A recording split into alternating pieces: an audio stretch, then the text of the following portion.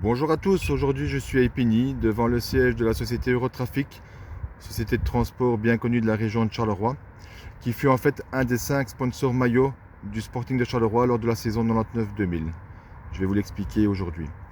En fait, à l'aube de la saison 99-2000, le Sporting n'est pas en grande forme et son président de l'époque, M. Spot, est de plus en plus controversé, surtout depuis la non-arrivée de son ami et investisseur Milan Mandaric. Donc la ville a décidé d'aider le Sporting en reprenant le management du club. Il faut savoir que la CGR, partenaire historique maillot du Sporting, ne désirait plus sponsoriser le Sporting car ils allaient bientôt être achetés par Fortis. La ville proposa donc à la place du commercial de l'époque, M. Maréchal, le groupe Darmon, groupe français, qui avait pour mission de trouver un sponsor maillot au plus vite car le championnat arrivait très vite. Avant le premier match de championnat, on a eu un match amical contre Altay Izmir et on était toujours sans sponsor maillot. Donc la ville proposa un superbe maillot orné d'un coq, blason de Charleroi à l'époque, avec l'inscription Euro 2000. La ville ayant reçu quelques subsides de l'organisation. Cette opération, selon les autorités communales, ne coûtera rien à la ville. Mais du côté de l'opposition et de la presse, on estimait que ce partenariat ne s'était pas fait bénévolement. Quoi qu'il arrive, et comme il n'y avait toujours pas de sponsor principal pour le match de championnat contre Harelbeek, c'est avec le même maillot que les Zèbres joueront contre Harelbeek et avec une première victoire à la clé. C'est assez important de le souligner parce qu'il n'y en aura pas énormément. Enfin, le groupe Darmon trouva comme sponsor principal Eurest.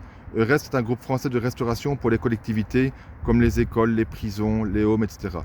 Il y a un marché à prendre à Charleroi. Eurest signe un contrat de 3 matchs et plus si affinités. Les affinités qui ne viendront pas car la ville n'a pas donné le feu vert pour qu'il s'occupe de la restauration des collectivités à Charleroi. Après Eurest, c'est Eurotrafic qui s'affichera sur les maillots et c'est Pascal Lenoble qui contactera lui-même le groupe Darmon pour être partenaire maillot.